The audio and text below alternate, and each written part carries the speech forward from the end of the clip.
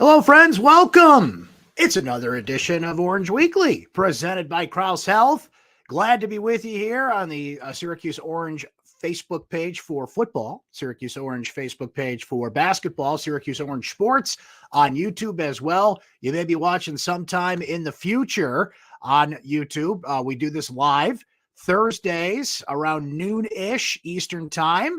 And it's great to be here live because that means you can jump in, you can ask questions, you can jump in on the commentary, talk some SU sports with me. We'll highlight your comments as we go through the show. But if you can't make it live, that's okay. The YouTube clip available to you, and it archives on these channels that you're watching right now. So we're going to talk a little SU football today and not recap the whole season because there is another game to go.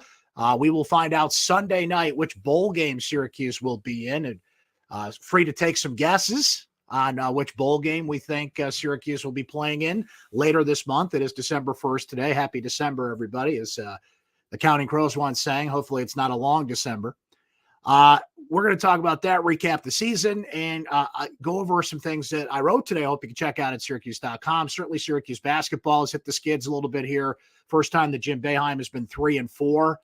Ever as a head coach, coming off that brutal loss to Illinois the other night. And really, we're at the point where we got to ask the question, can they save their season? As we will discuss, give a little shout out to SU men's soccer, and anything else you guys want to bring up, hop in the comments and make it happen. To start off with, in a bit of a shameless plug here, we want to let you guys know that tomorrow on these channels that you're watching, we're also going to do this live on the syracuse.com main Facebook account.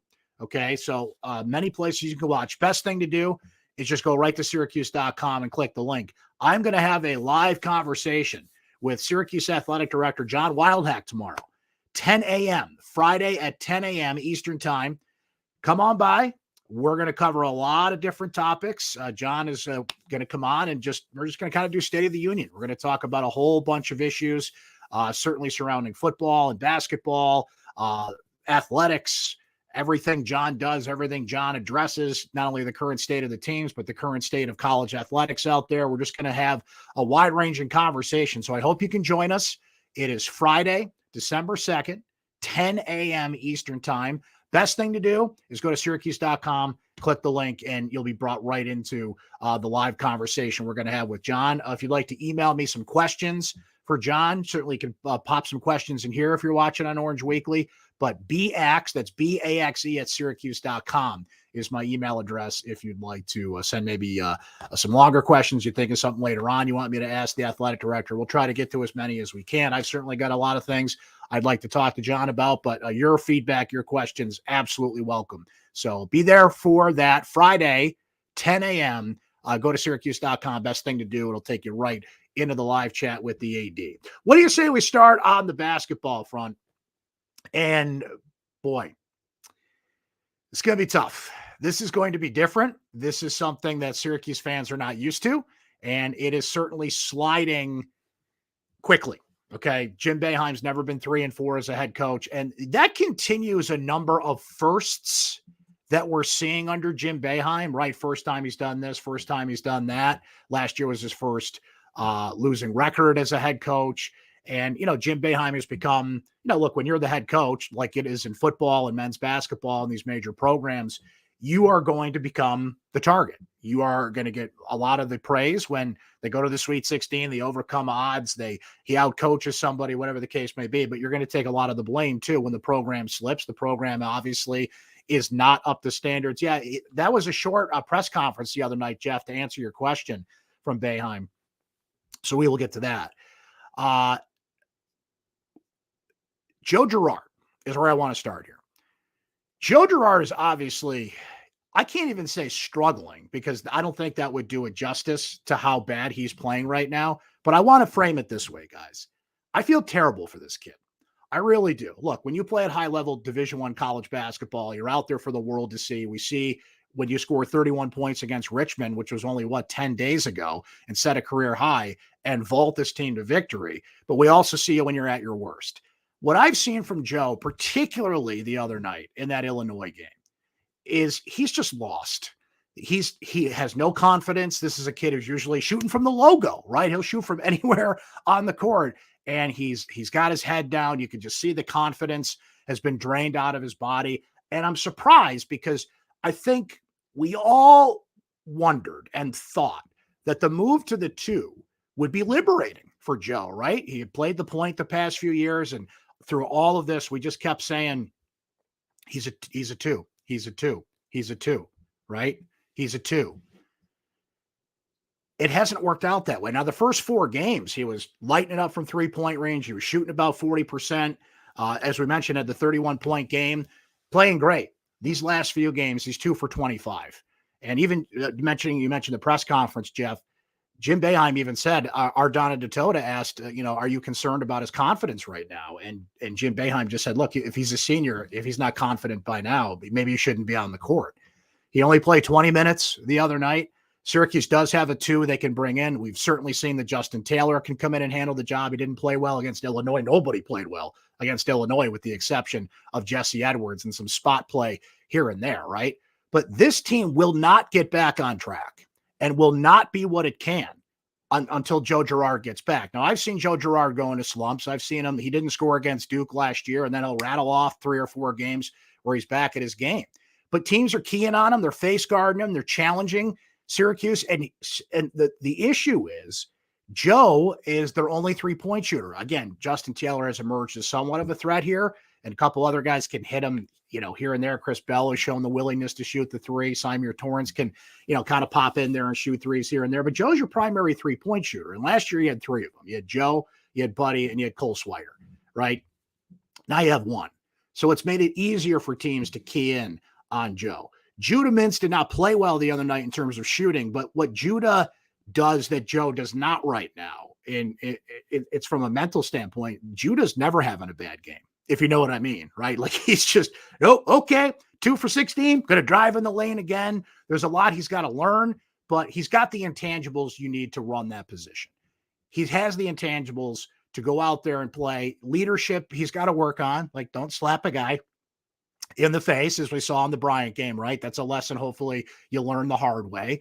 And some people even felt he should have been suspended for the Illinois game. I was not one of those people. It's like, look, he got ejected from the other game. I think he knows, don't do that. I don't think he had to send a message beyond that. Plus, why are you taking your best player off the court against Illinois, a top 20 team, to send a message? That's just that wouldn't be smart on Boeheim's part, right? If the league gets suspended him or something, that'd be one thing, but I don't blame Boeheim for not suspending him for that game. You need him for that game. I'm sorry, you do. There's other times to send lessons in that way. But I love his confidence and I love his moxie, and I just love that he's not going to miss. And that's what this team needs.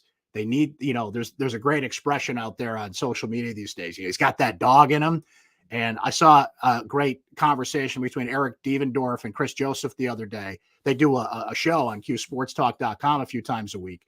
And they say this is the kind of player they've been looking for. Someone that just has that attitude and is going to go out there and just be like, get out of my way, no matter what. So maybe, strangely in a way, Joe can learn from the freshman. The senior can learn from the freshman about, like, just play the game. Just play the game. And if somebody's defending you, if you're taken out of the game, defer, find a way. That's up to Jim Boeheim to figure out a way to get you open, right? Just play the game, Joe. Get back to what you do. I remember Mike Waters and I went to Glens Falls when Joe was being recruited. This was when he hadn't even committed anywhere. And I got to spend a day with Joe and his family and his girlfriend. And he actually did a workout that day. This was in August. And it was a hot, sweaty gym at Adirondack Community College. And he's working out with Jimmer Fredette, another Glens Falls legend, right? And I swear to God, guys, you walk in that gym not knowing who's the NBA pro and who's the high school kid. I mean, you could tell physically the difference. But if you just watch their games from a distance, you couldn't tell who was who. Like, Joe just didn't miss that day. And we've seen Joe have these great games. So I'm rooting for Joe. Okay, I'm supposed to cover this thing objectively. You don't root for players. You don't root for teams. I don't do that. But I'm sorry, I'm rooting for that kid to bounce back, get back in it. And I hope you guys are too, right? Look, if he continues to struggle, and as Jim Boeheim said, if his confidence isn't there, you got to take him off the court, right? There's nothing wrong with analyzing it objectively and saying, look, you're just not playing well. And if you're not playing well, we can't put you out there. But I am rooting for Joe as the person to recover. And if he doesn't recover, this team's in big, big trouble. They're already in trouble. Like, let's not candy coat this thing. They're in trouble now, but they need Joe Girard back to try and crawl out of this thing, right?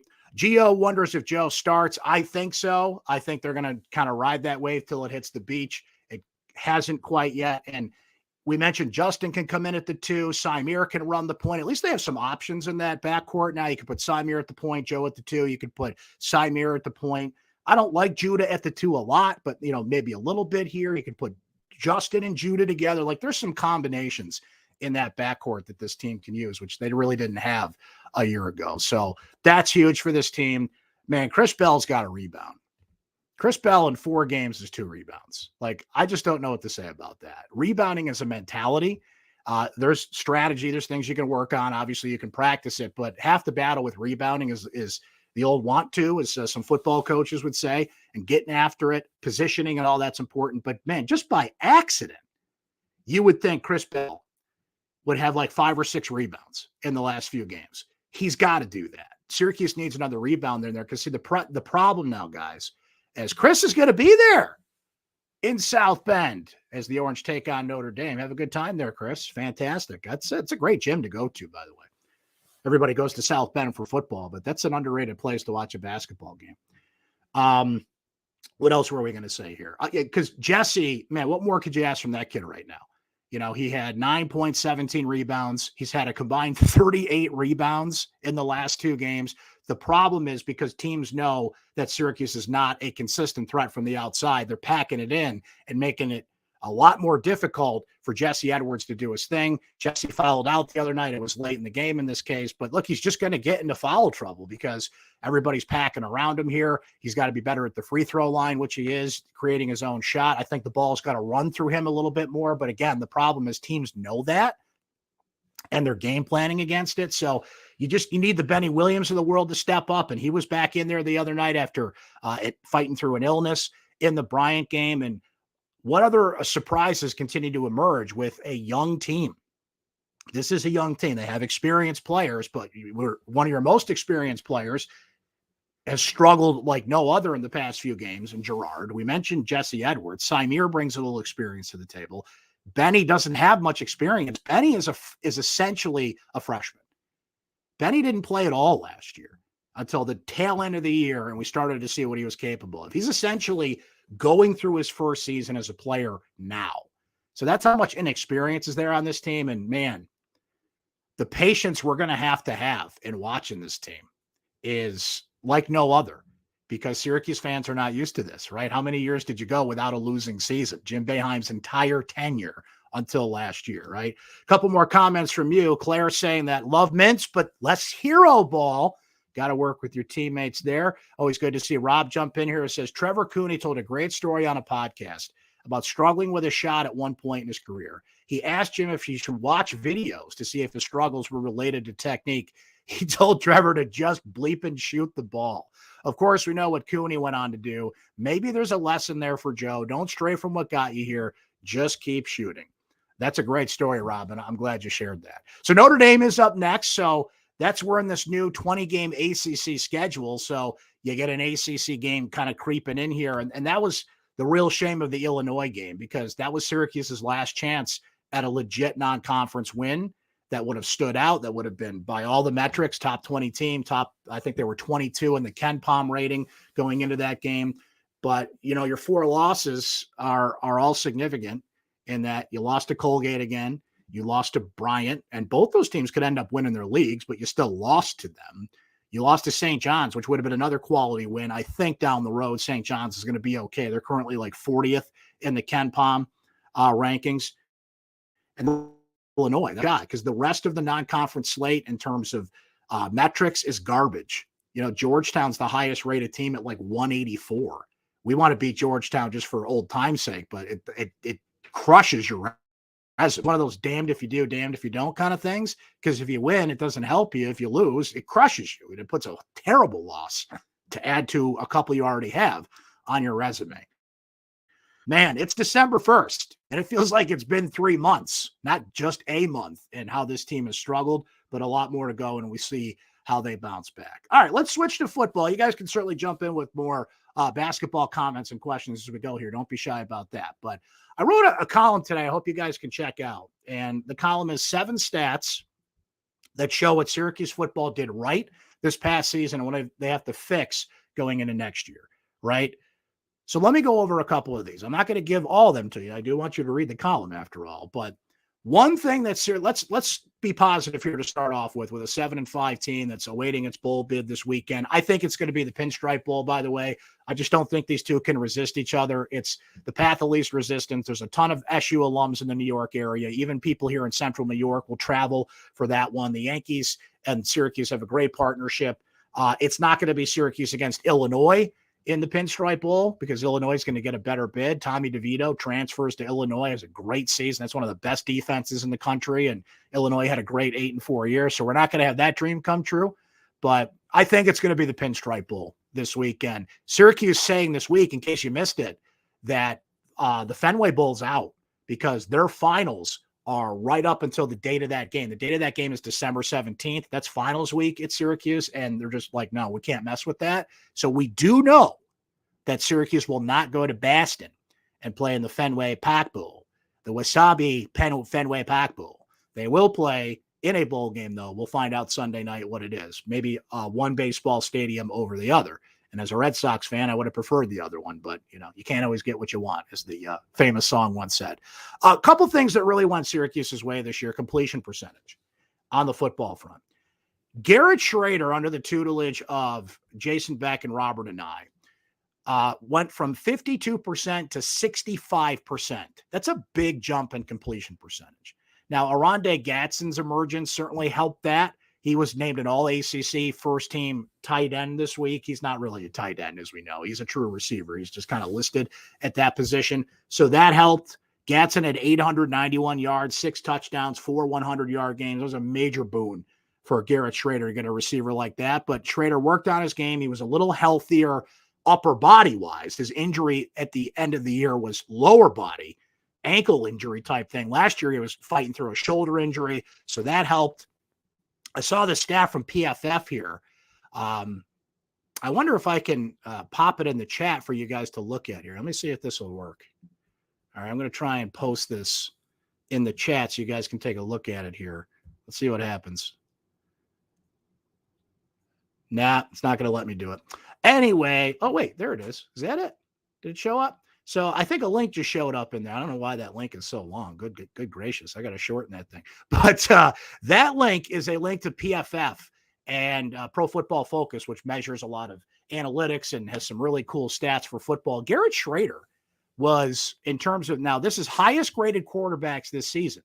He was 7th in the country, graded at an 88.9, and that's for the whole season. He did miss a game due to injury, so this is an 11 games, keep in mind. But you got Drake May, Bryce Young, Jordan Travis, Caleb Williams, Hendon Hooker, Michael Penix Jr., Garrett Schrader. I mean, you got a couple of Heisman Trophy first overall pick types in there. Drake May is going to get picked first next year when he goes into the draft, not 2023. He's not eligible. 2024, Bryce Young could be the first pick in the upcoming draft. Jordan Travis had a great year at Florida State. And there's Garrett Schrader right up there. So completion percentage, I think, was a big thing for this team this year. A couple other things that went well. Syracuse really upped their takeaways. Syracuse only had 7 takeaways in 2021. They had 19 takeaways this year. And football coaches talk all the time about explosive plays, right? Explosive plays are kind of measured out: 10+ yards, 20+ yards, 30+ yards, et cetera, et cetera. Here's where Syracuse ranked defensively in giving up explosive plays. 10 yards or more, they gave up 136 of those. That's 25th in the country. 20+ yards, they gave up 32 of those plays. That's 5th in the country. 30+ yards, they gave up 14 of those. That's 8th in the country. And 40+ yard plays, they gave up 7, which in the country. So Tony White and company did it again, overcoming a lot of injuries, a lot of adversity, a lot of guys going down. I know that Syracuse struggled down the stretch in a lot of ways, but that's a huge stat that went Syracuse's way, as was Schrader's completion percentage. I would encourage you. Let me try this again. I tried it before and the link was all wonky. I'm going to try it again. If at first you don't succeed, try again. Here's the link to that column. if you guys want to check it out. I think it let me do it this time. There it is. If you guys want to read the column and haven't checked it out yet. So those are things they did right. Things they did wrong. Well, Syracuse was the most penalized team in college football this year. 105 penalties. That's no bueno, right? A lot of that was rooted in the procedure penalties in the offensive line. Of course, there was an ejection last game, Enrique Cruz, and that whole thing. And look, Enrique Cruz, by all accounts, this has not been confirmed, but John Wildhack described it in a radio interview earlier this week, in that something, to use his words, dehumanizing was done to Enrique Cruz in that game, number 6 from Boston College, I believe it was.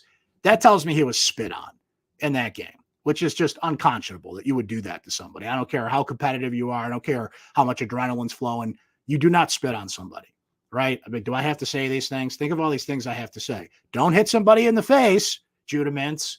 Don't spit on somebody. Like, I mean, what are we talking about here? Is this a kindergarten class? But, geez, Enrique Cruz got spit on. I don't blame that guy for taking a couple of swings if he got spit on. But see, the problem is it's always the second guy that gets caught. It's not the first guy, right? It happened to Judah Mintz, right? He got pushed a little bit, taps a Doug Eater from Brian on the face, and dogs and cats living together. Enrique Cruz, the ref doesn't see you get spit on. He sees you go after that guy and get ejected, right? So, look, discipline was an issue on that offensive line this year, and for the most part, there were some injuries and some shuffling around, but nowhere near the injury issues that football team had in years prior to that. So obviously that's got to get better. The other thing Syracuse has to really get better at is third down conversions. They were 98th in the country this past season in third down conversions. So look, here's the good news with the bowl game. You get 15 extra practices, right? So there's a lot of transition going on. Early signing day is coming up in 20 days from now, December 21st. So you got to round out that class of 2023, which early signing day is essentially signing day now. Some guys do wait until February, the traditional signing day, but a lot of guys just want to get it done. So this is essentially now signing day. That's coming up in 20 days. And the class of 2023, it doesn't really knock you over. It's rated 80th in the country right now. Lenora Sellers is a big get there, the quarterback from South Carolina, though South Carolina's moving in on him. I believe he's got an offer now from Georgia. So you're kind of, crossing your fingers that they're holding on to that commitment from Lenora Sellers. But we'll talk more about recruiting when we get a little closer to signing day. 15 extra practices not only get you ready for a bowl opponent, it can kind of look an eye towards next year. Just for an example, a guy like LaQuint Allen, a little more at practice, get him involved as they started to do at the end of last year, right? And there's a lot you can do. You have to prep for the bowl game, be ready for that game, but there's also an eye towards next season and spring practice. And coaches love it because you kind of get 15 extra practices to sharpen off some of those things that you struggled with this year, but also get a first look at next year's team and bumping up some of those younger guys. I think we got to wonder if like a Sean Tucker is going to play in the bowl game, if Mikel Jones will be healthy enough to play in the bowl game. That's why he came back. That's why a lot of these guys came back that could have left, right? Garrett Williams, who unfortunately got hurt and certainly will not be able to play in the bowl game. But the guys that are healthy enough and are eligible, but maybe are getting a look at the National Football League, Matthew Bergeron being at the top of that list as well.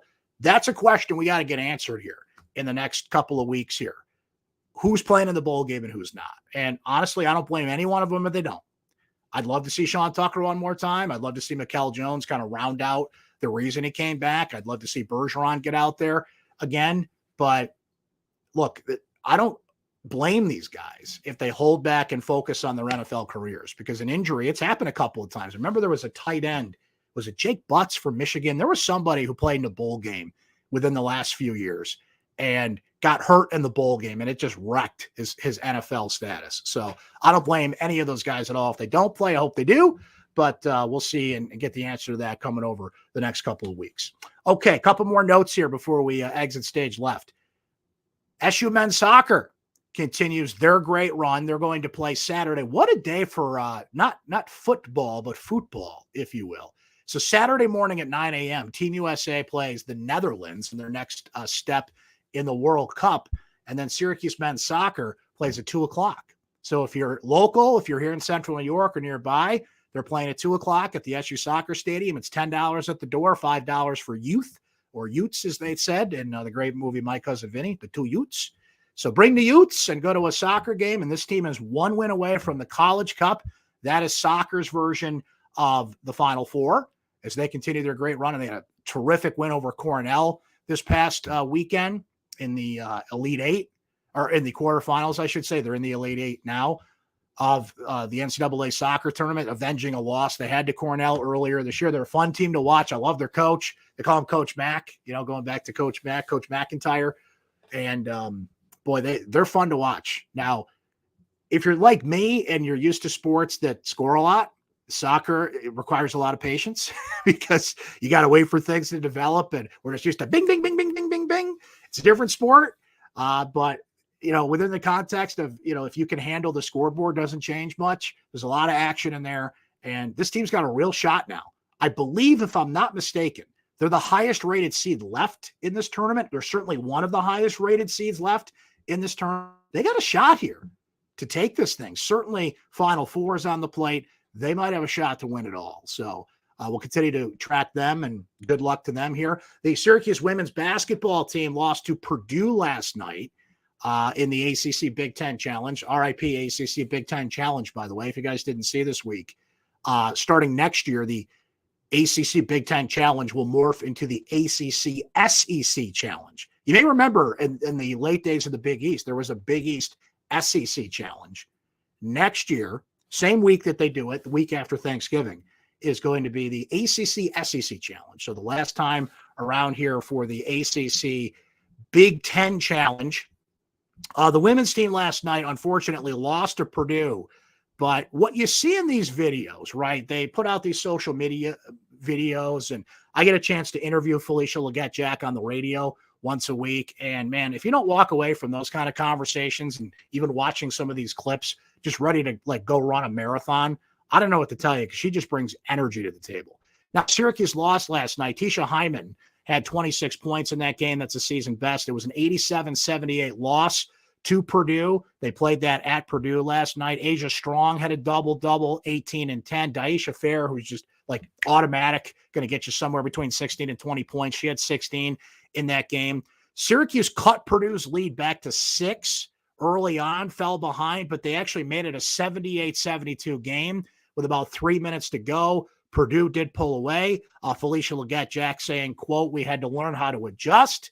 The resilience, the comeback, and the fight at the end was great. I hope that we can learn from this one, but the better team won. We will be better because of this." Everything she talks about, everything she says is fight, fight, fight. Go, go, go. And I love that about Felicia and the attitude she's changing with that team. They're fun to watch. They push the pace as well. Ooh, Scott, what you got there? SU lacrosse schedule just released today. I didn't even see that before we came on. I did see this, Scott. I did see that Cornell is not on the schedule.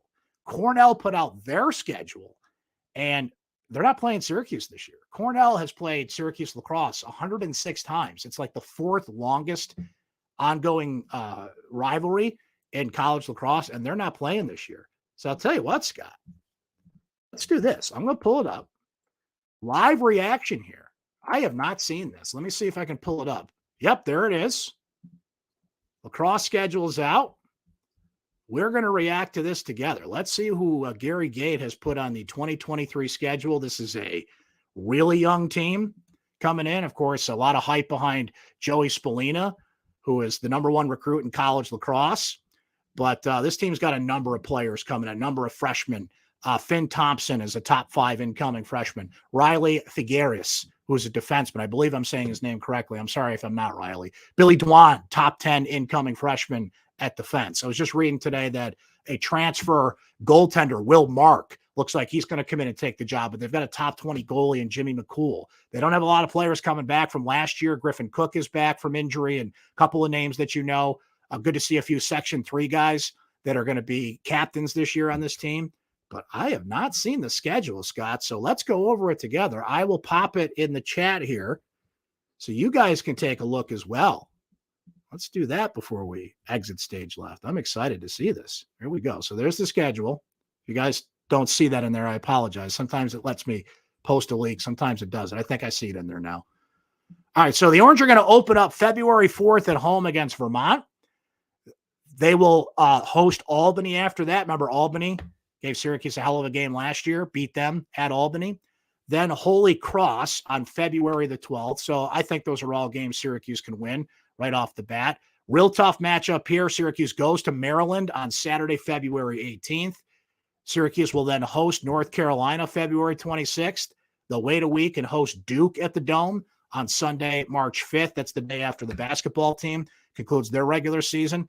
Johns Hopkins back on the schedule. So 3 in a row at home here. UNC, Duke, and Hopkins. 3 good games, all in a row at home, but all a week apart. So a lot of time to prep for those games. Syracuse will go to Hofstra on March 14th. Look at this, St. Bonaventure. First time I recall seeing St. Bonaventure on the Syracuse lacrosse schedule. That is March 21st. That's a Tuesday at the Dome. They'll follow up with a Saturday matchup March 25th against Hobart. Coming back, Notre Dame will visit the Dome April 1st. Princeton is back, for those of you that don't know. So they kind of swapped Cornell for Princeton. Not them smack guys there in the Ivy League.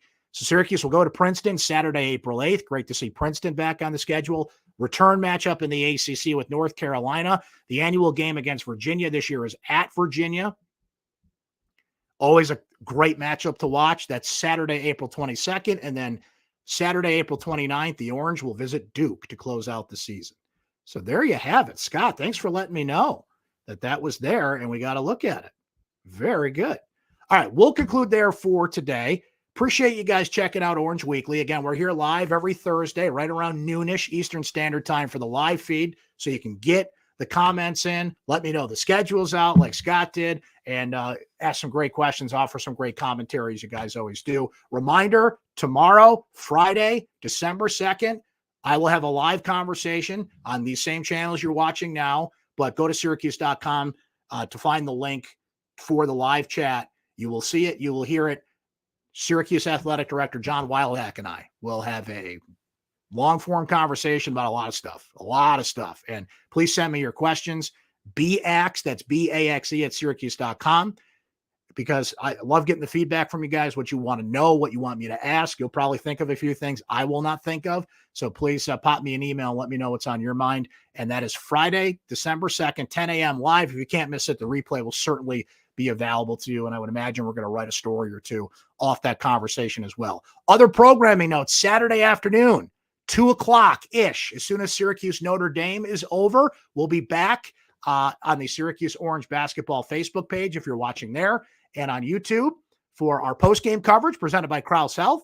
So we'll be right back at it Saturday to see if the Orange can bounce back after that loss to Illinois. So a lot happening here. We're humming along, man. A lot to talk about here as we cross into December. My goodness, it's December already. Have you stopped? If you started, I should say. Boy, if we stopped, you're ahead of the game. If you have, hope you've started your holiday shopping. Better get on that, right? Have a great rest of your week, too. Appreciate you coming by, hanging with us here on Orange Weekly, presented by Krause Health. We'll talk to you Saturday after the Orange take on Notre Dame, and please check out my conversation with John Wildhack Friday at 10 a.m.